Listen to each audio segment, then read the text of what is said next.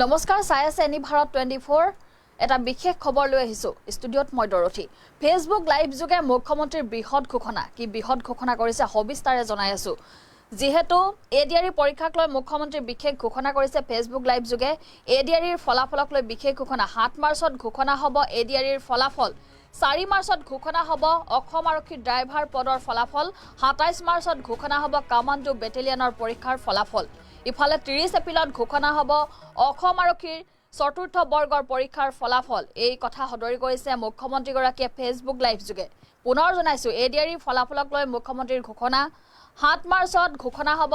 ADR তৃতীয় আৰু চতুৰ্থ বৰ্গৰ পৰীক্ষাৰ ফলাফল 4 মাৰ্চত ঘোষণা হ'ব অসম আৰক্ষীৰ ড্ৰাইভাৰ পদৰ ফলাফল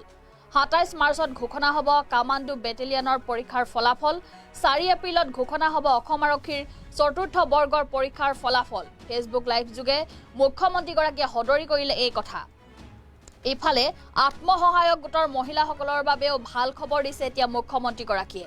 1 এপ্ৰিলৰ পৰা 10,000 টকাকৈ লাভ কৰিব প্ৰতিটো আত্মসহায়ক গোটৰ মহিলাসকলে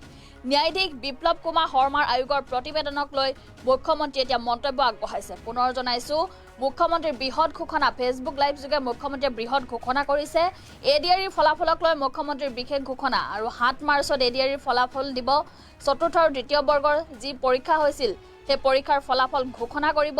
4 মাৰ্চত ঘোষণা হ'ব অসম আৰক্ষীৰ ড্ৰাইভাৰ পদৰ ফলাফল 27 মাৰ্চত ঘোষণা হ'ব কামাণ্ডো বেটেলিয়নৰ ফলাফল 30 এপ্ৰিলত ঘোষণা হ'ব অসম আৰক্ষীৰ চতুৰ্থ বৰ্গৰ ফলাফল ফেসবুক লাইভ যোগে মুখ্যমন্ত্ৰীগৰাকীয়ে এই কথা সদৰি কৰিছে আত্মসহায়ক গোটৰ মহিলাসকলৰ বাবেও এতিয়া দিছে ভাল খবৰ মুখ্যমন্ত্ৰীয়ে 1 এপ্ৰিলৰ পৰা 10,000 টকাকৈ লাভ কৰিব আত্মসহায়ক গোটৰ মহিলাসকলে ইফালে ন্যায়াধীশ বিপ্লৱ কুমাৰ শৰ্মা আয়োগৰ প্ৰতিবেদনক লৈ মুখ্যমন্ত্ৰী বিশেষ মন্তব্য আহিছে ইফালে আজি বিধানসভাৰ মজিয়াৰ প্ৰতিবেদনক লৈ আলোচনা কৰা হ'ব এই সন্দৰ্ভত আমাৰ হাতত মন্তব্য আছে হে মন্তব্য আগবঢ়াইছো জনাবৰ বাবে মই আজিয়ে সক্ষম নহম কিন্তু কেইবাটাও পৰীক্ষাৰ ৰিজাল্ট আমি কেতিয়া দিম তাৰ বিষয়ে মই আপোনালোকক আজি জনাব বিচাৰিম মই আগতে কৈছো যে পৰীক্ষাৰ ৰিজাল্ট কি হ'ব আসলতে আপোনালোকে মোক সুধিছে আসলতে আপোনাক ডেটটোৰ প্ৰয়োজন কাৰণ ৰিজাল্ট কি হ'ব তাক আপোনালোকে সকলোৱে নিজে জানে সকলোৱে OMR sheet ডাউনলোড কৰি লৈছে পল্লৱ মোহন বৰুৱা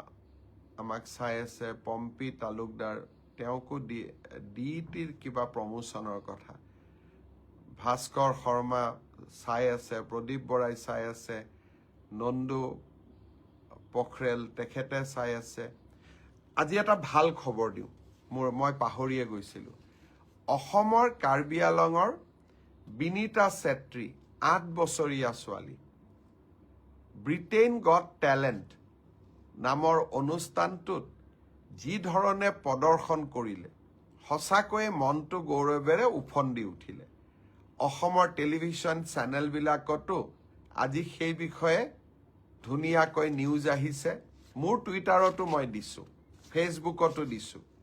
আপোনালোকে চাব কণমানি বিনীতাই কেনেকে হাত সাগৰ পাৰ হৈ আমাৰ অসমৰ ধ্বজা উচ্চ শৃংগত আৰোহণ কৰোৱালে আপোনালোক সকলোৱে তাইৰ অনুষ্ঠান চাব ইমান ধুনীয়া নাচিছে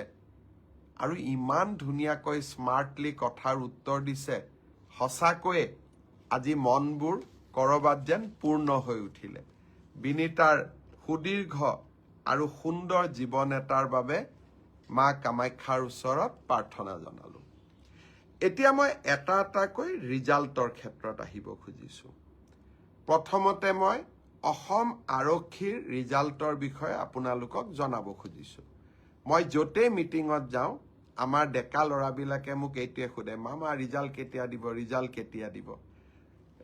কেতিয়া দিব মই আজি কৈ দিম যিসকলে পাব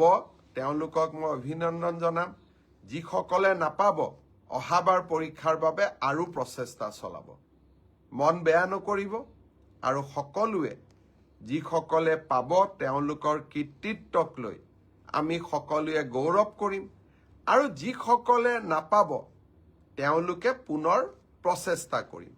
পৰীক্ষাৰ এটা ৰিজাল্ট ভাল বেয়া দুইটাই আহে, তাক লৈ বহুত চিন্তা কৰিব নালাগে। We should take life as challenge. জীৱন প্ৰত্যাহ্বানেৰে পৰিপূৰ্ণ। ৰিজাল্ট আপোনালোকে জানেই, OMRCত আপোনালোকে চায়ে আছে। গতিকে পোৱা আৰু নোপোৱা দুইটাই জীৱনৰ একোটা যাত্ৰাৰ সংগী বুলি আমি ধৰি ল'ব লাগিব। মই এতিয়া আপোনালোকক জনাই থৈ যাম, সাব ইন্সপেক্টৰ আমাৰ UB, AB, কমিউনিকেশ্যন, এই তিনিটা ক্ষেত্ৰত অসম আৰক্ষীয়ে সাব ইন্সপেক্টৰ পোষ্টৰ পৰীক্ষা পাতিছিল। ইয়াত পদ আছিল 203টা। ইয়াৰে ইতিমধ্যে লিখিত পৰীক্ষা হৈ গ'ল আৰু এই লিখিত পৰীক্ষাত যিসকলে উত্তীৰ্ণ হ'ল, যিসকলে কাট অফ নম্বৰ পাবলৈ সক্ষম হ'ল, তেওঁলোকৰ তালিকা 6 মাৰ্চ তাৰিখে আৰক্ষী বিভাগে প্ৰকাশ কৰিব। 6 মাৰ্চ তাৰিখে লিখিত পৰীক্ষাৰ ৰিজাল্ট হোৱাৰ লগে লগে PST আৰু PET আৰম্ভ হ'ব। আৰু PST আৰু PETৰ এডমিট কাৰ্ড আপোনালোকে